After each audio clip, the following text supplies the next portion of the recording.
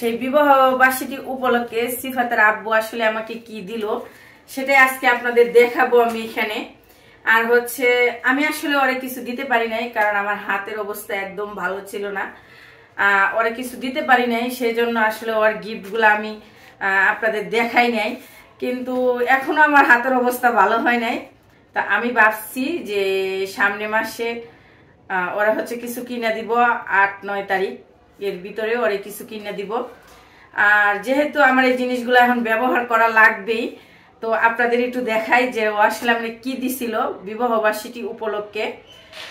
আসলে জিনিসটা বড় ব্যাপার না, টাকাটা বড় ব্যাপার না, আসলে ভালোবাসার জিনিস যে সেটা যাই হোক না কে, আমার কাছে এটা অনেক কিছু।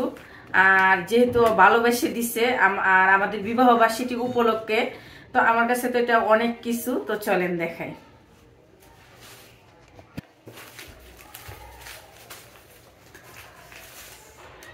এই যে দেখেন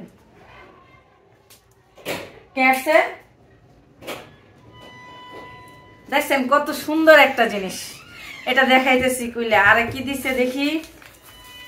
আপু যাও দরজা দিয়ে আসো, যাও দরজাটা দিয়ে আসো। আমার এই যে একটা,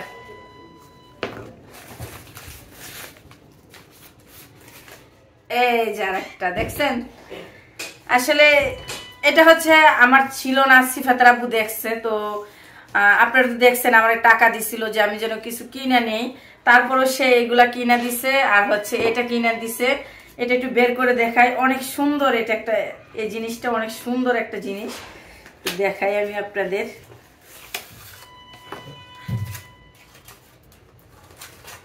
এই যে দেখেন কত সুন্দর, দেখছেন আমি এটা কুলি দেন।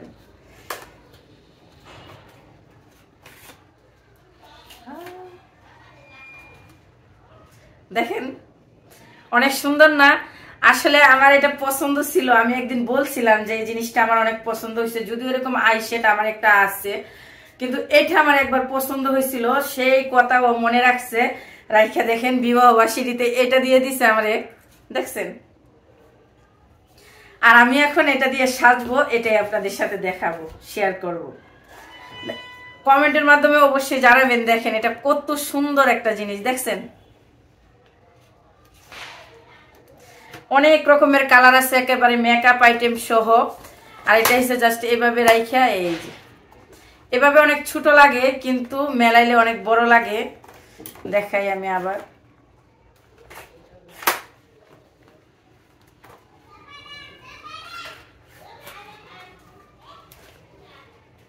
দেখছেন মানে কত বড় দেখা যাইতেছে।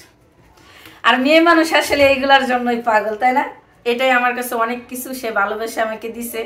আর এটা আমার কাছে একটা স্মৃতি হয়ে থাকবে। এটা বেশি একটা ব্যবহার করবো না, কাউরে দিব না, কারণ এটা আমার বিবাহ বার্ষিকী উপলক্ষে দিছে। সে ফাইনালি সাজতে বসে গেলাম জামাই দেওয়া গিফটের জিনিস দিয়ে। আর এই যে দেখেন আমি আজকে হচ্ছে একটা হালকা করে মেকআপের লুক নিব। এমনি তো আমি সবসময় হালকাভাবে মেকআপ করি, কারণ আমি গর্জিয়াসভাবে মেকআপ পছন্দ করি না। আর হালকাভাবে মেকআপ করলেই আমাকে ভালো লাগে আমার মনে হয়। আপনারা অবশ্যই কমেন্টের মাধ্যমে জানাবেন যে আজকে আমার মেকআপটা কেমন হলো। আর আজকে সব ভালোবাসার জিনিস দিয়ে মেকআপ করলাম। আর আজকে আমি যাব এক জায়গায়, সেই জন্য আসলে শাড়িটা পরা আর মেকআপটাও করা। তো কোথায় যাই সেটা অবশ্যই পরের ভিডিওতে দেখতে পারবেন। আর সবাইকে বলবো প্লিজ আমার এই ভিডিওগুলো যদি আপনাদের কাছে ভালো লাগে, তাহলে প্লিজ আমার চ্যানেলটি সাবস্ক্রাইব করে আমার পাশেই থাকবেন। আমার এই চ্যানেলে মূলত ভিডিও দেই আমার ডেইলি ব্লগগুলো।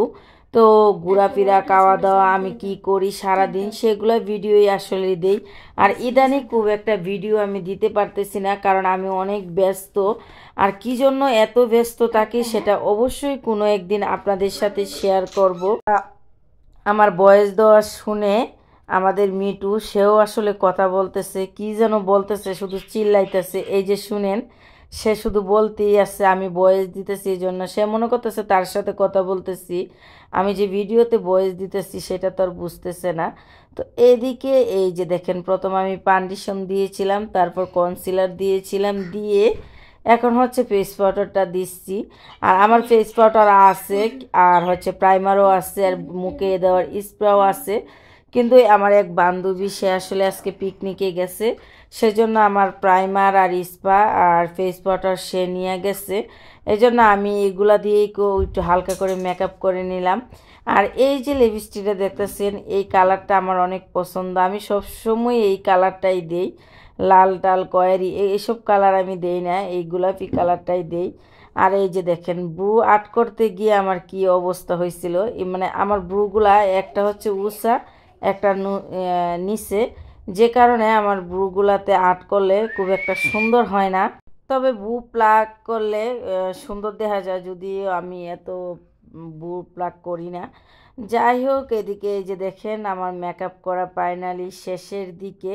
তো আজকের মেকআপটা কেমন হলো অবশ্যই জানাবেন। এই যে আমার সেই ফাইনাল লুক, তো অবশ্যই জানাবেন। আর এটা সন্ধ্যার আগ মুহূর্ত, আর এমনিও শীতের দিনে আপনি যতই মেকআপ করেন চেহারা কেমন জানি একটা কালচে কালচে ভাব। সবাই ভালো থাকবেন, আল্লাহ হাফেজ।